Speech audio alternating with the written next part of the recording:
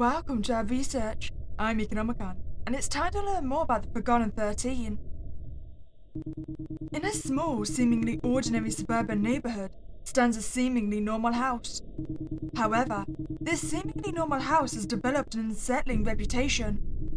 Looking at the house from outside, it appears unremarkable. Its neat garden and well-maintained facade contrast with the rumors surrounding it. You decide to knock on the door. A trembling woman answers, her eyes filled with despair. The woman invites you inside, revealing a home filled with family portraits and toys. Well, we shouldn't be rude, right? She was kind enough to invite us inside. Let's introduce ourselves. Hello, my name is Emily.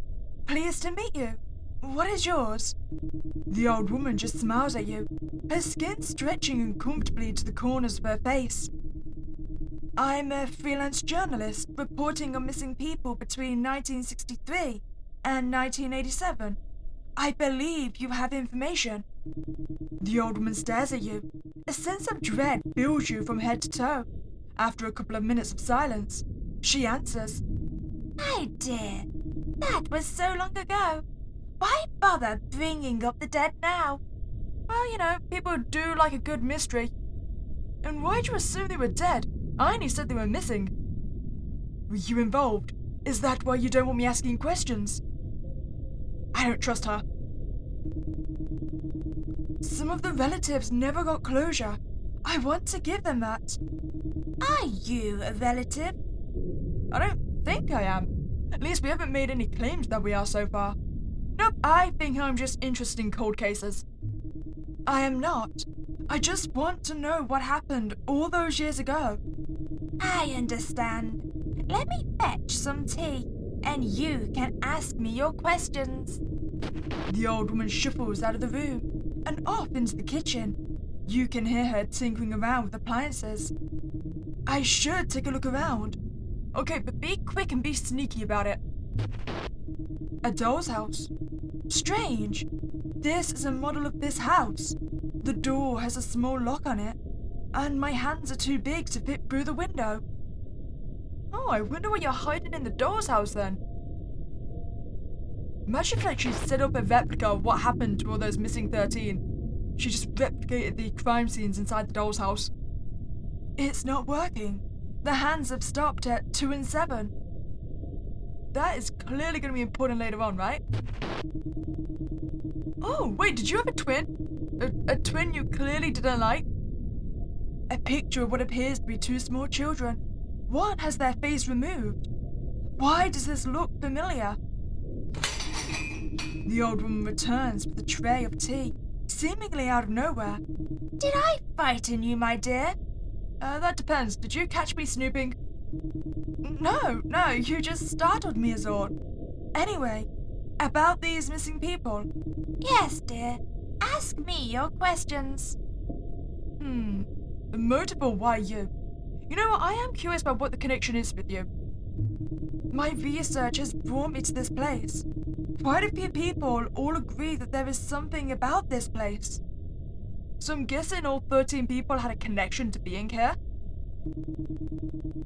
Most people want someone to blame, especially when they think that person can't hurt them, makes them feel safe. That's a little morbid, and kind of a threatening tone, don't you think? Not at all. I actually think that I am the one being threatened here. Wouldn't you say? I don't know if I buy your answers. We're gonna press her. So you don't see any reason why these people think something is wrong here? I can't say that I do. I'm sorry I can't help you more. After discussing the situation for what seemed like forever, you eventually leave with no new information to aid your investigation. Perhaps she really was just an innocent old lady. Oh, ending 1. I don't buy it. Okay, so we can't press the issue, so we just ask about something else then? You are definitely going to be involved though. Okay, so let's try and change the subject and see if that actually gives us any new information. So the 2 girls. Can I ask about the 2 girls on your mantle? Why is their face all scratched out? That is me when I was 4 years old. The other was my sister. Sadly, she passed away over 30 years ago now. Huh, 30 years? Wait, I'm guessing she's not one of the missing 13 though, right? Anyway, your tea is getting cold. Drink now. You drink the tea, so as not to upset the old woman any further. After a few seconds, you start to feel lightheaded. The room starts to fade out, before you finally hit the floor. I knew we shouldn't have trusted her. And this is why we always drink coffee.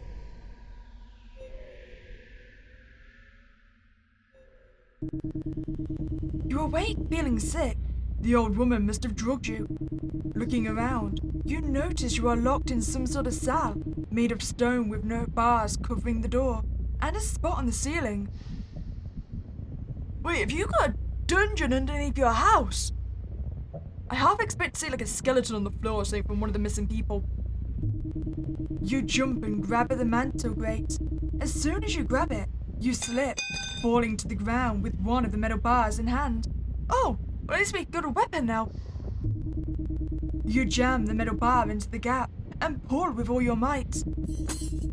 Okay, I'm guessing we actually dropped our bar then. The iron door swings open. How big is this dungeon underneath your house, lady? You step out into a dark hallway. It is hard to see, but you can hear faint whispering. Oh, we can head towards the whispers. That's probably a very bad idea. I mean, we're going to do it anyway, but it's going to be a bad idea. What happens if it's going to be one of the missing 13? Like, if one of them's actually not dead, and they've just gone deranged and probably quite, skeletal down here. Maybe even mutated. Head to the whispers.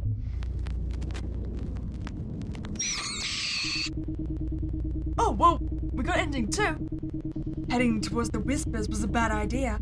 The old woman leaps from the shadows, slicing your throat vertically, making you bleed out quicker. You are the 14th victim. Okay, well that settles that. All 13 are in fact dead. I don't know, I really like the idea of one of them still being alive down here. Jesus Christ, lady, you've got a lot more energy than I was expecting. I'm curious what she's going to say about the motive then. There is something I can't quite figure out. If what people say is true, then why?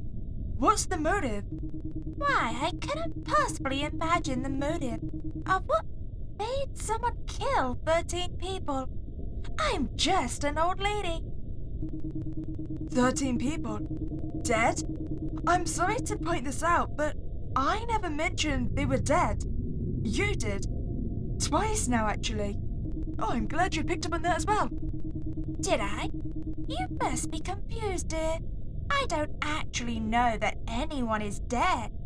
Here, drink some tea while it is still hot. Oh, well, you know I now know too much about you, don't you? You can't let me leave.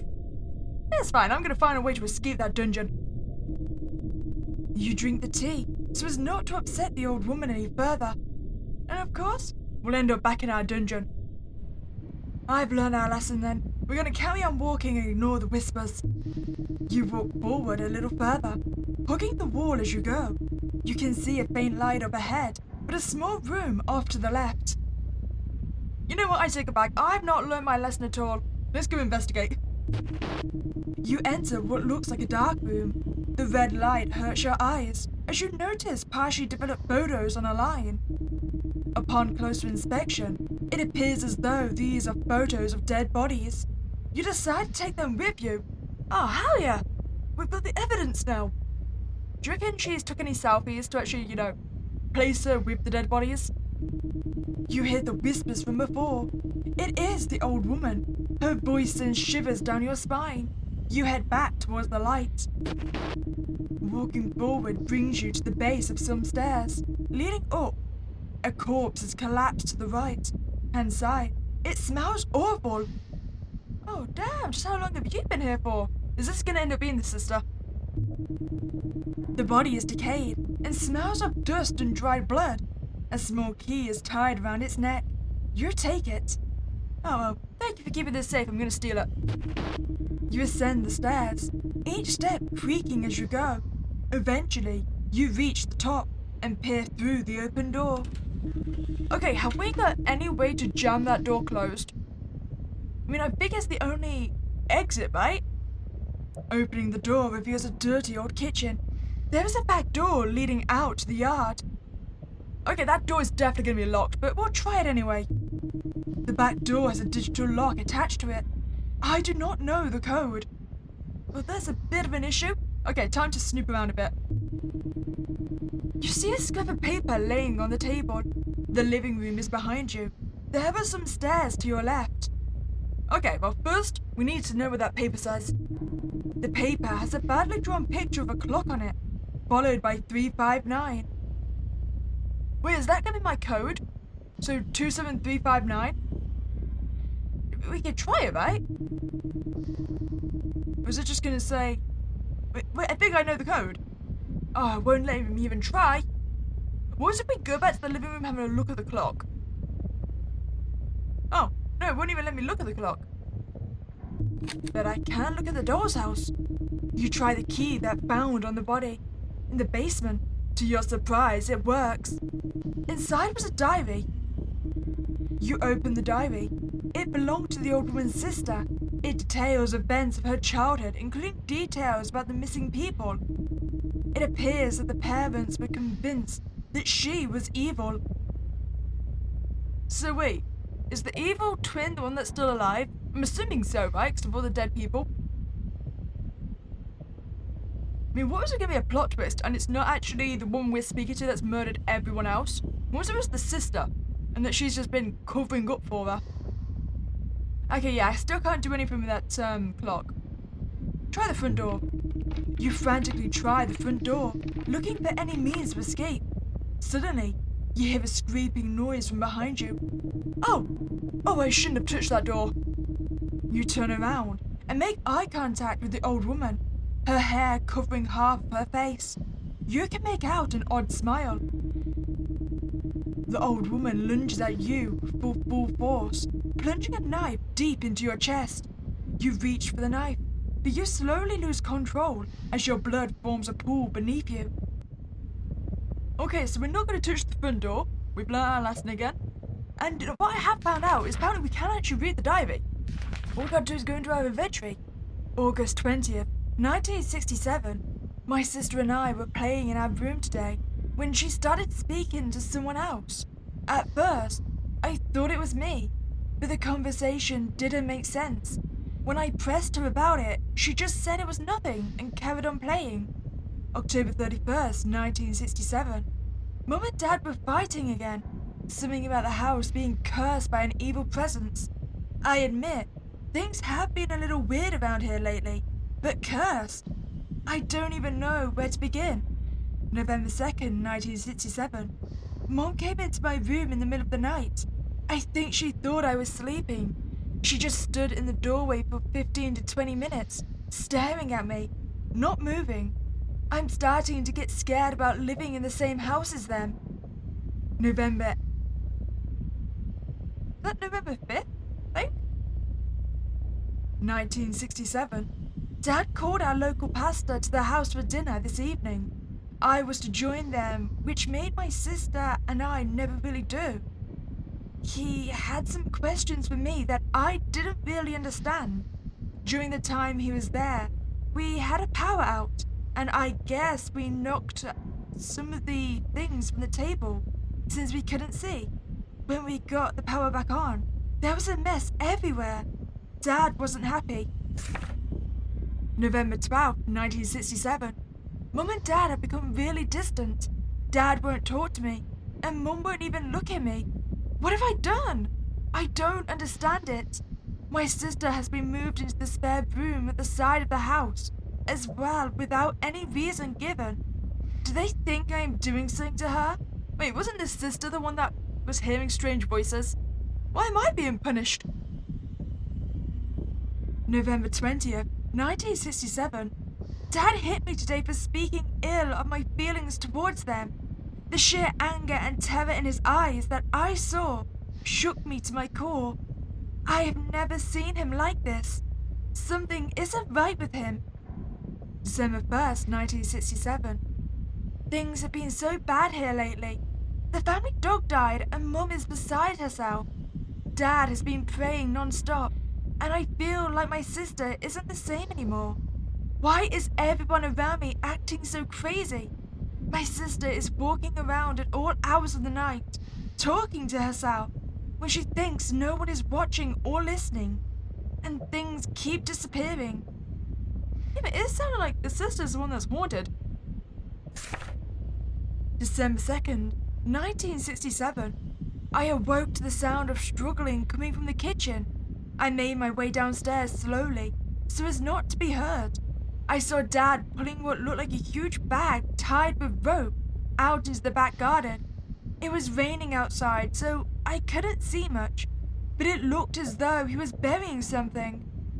December 18th, 1967. The local news is appealing for any information to the whereabouts of 3 people last seen around 2 weeks ago. It seems I am not the only one having a hard time living in this world. I hate to think what those families are going through. January 1st, 1968. Christmas came and went without any joy whatsoever. Dad didn't even bother putting up a tree. My sister has now completely shut down. She doesn't eat or sleep. She won't even talk to me. I've tried talking to Mum and Dad, but they won't listen to me. They just keep telling me it'll be okay soon. Do they know what is going on? January 5th, 1968. I overheard Mum and Dad talking when I was supposed to be sleeping. Mum was crying a lot. Dad was saying something about this being the last one, that I would be the key to stopping it. Stopping what? Oh, 9166? Do you think that's giving me the key to our back door? Wait, should we go try it? Wait, kitchen? Try the door. Oh, it worked! You input the code from the diary. It works! You step outside into the dark. Before you stands a shed and a shovel. Do I want to dig up the bodies? Well, I guess I've got no choice. You begin digging into the ground beneath you. Eventually, you hit something soft. You pull at the earth beneath you, uncovering more and more as you go. A body, tightly bound in a sheet with rope. This is gonna be basically a skeleton by now, right? They never did find the old woman, but they did find the 13 missing people. You survived and wrote about your ordeal in this book that you have been reading all along. Oh, we found the true ending! So wait, what if I escaped without any of the evidence? Do you think it would have mattered? I mean, I still found the bodies, right? So even if I didn't get the pictures.